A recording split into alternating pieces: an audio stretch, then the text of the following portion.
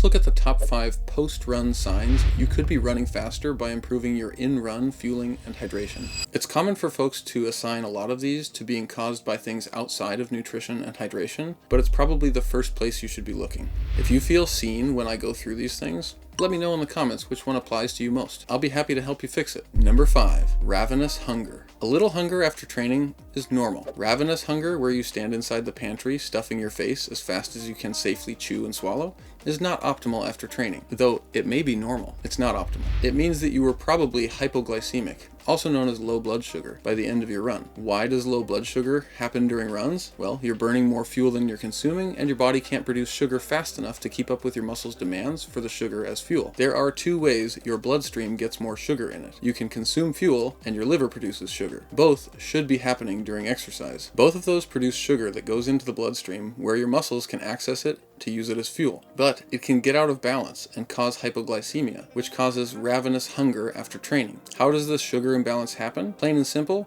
your hourly rate of carbohydrate consumption during training is too low. If you sprint into the kitchen to chug whatever sugary beverage you have in the fridge, or you can't put the peanut butter and Nutella down at midnight, then you might need to take a look at your in-run fuel intake. Your body is probably screaming for carbohydrates. Number 4, faintness or lightheadedness. If you ever feel faint after training, there may be something amiss with your hydration approach during your run. If you're untying your shoes after your run and then you stand up and it feels like you're going to hit the deck, or worse, you just walk around feeling faint after training, or just walk around feeling faint all the time, it means your blood volume isn't where it should be. You're dehydrated. There has been a mismatch between your sweat loss and your hydration and electrolyte, specifically sodium, consumption. You've probably got performance left on the table. Common fix is increasing your sodium intake. It'll drive thirst up and might solve the whole problem. Check out our sodium video for more info there. Speaking of sodium and water, do you ever have a rumbly tummy towards the end of a training session that turns into an immediate need for a toilet as soon as training finishes? Maybe in the middle of training, or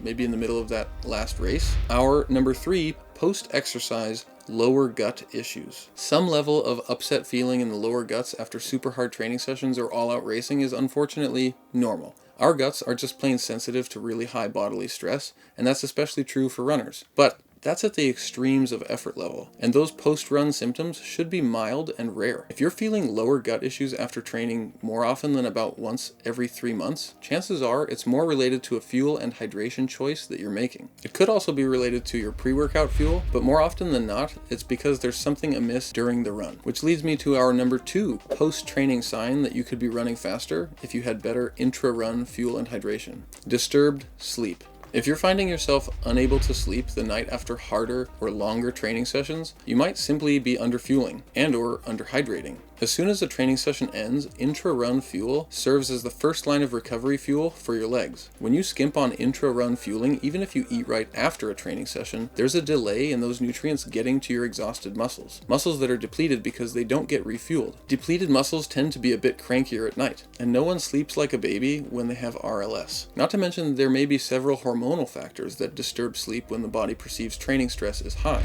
While there are other reasons for training to mess with your sleep, disturbed sleep may be a sign that your in-run fueling is inappropriate for your training. And finally, our number 1 post-run sign that you could be getting faster with better intra-run fuel and hydration is actually the next run. If your next training session starts out with burning in your legs, it might just be because you're hammering the pace. Going too hard too early and not having warmed up is a great way to have the aerobic cellular machinery tell you, yeah, you get to rely on anaerobic metabolism to run right now, and that creates acid and burning. Or it could be that your legs are simply becoming chronically depleted because you're not keeping them well enough fueled in each training session, and that adds up to lost training adaptations. So our number 1 is early run leg burning in your next run. Now, if that leg burning is not fueling and energy reserve related, it could still be hydration related. If you're still dehydrated from your last run when you start the next one, your blood volume is low, which means your body has to work harder at the same pace you would typically do during your first mile. And that can cause burning or aching legs early on in the run. The first thing to check when you have burning legs in the beginning of a run is, obviously, am I starting out too hard? Or are my legs just beat up because I've recently run more or harder than usual? But if you seem to be starting out reasonably paced and have no training reason for more leg fatigue, it's worth thinking about how your previous run was fueled, how much electrolyte you took in, and how well you hydrated. If you botched your fueling or hydration in the prior run, you could have accumulated more fatigue than you normally would have for that first run, and you could have ongoing glycogen depletion or dehydration carried into the next one.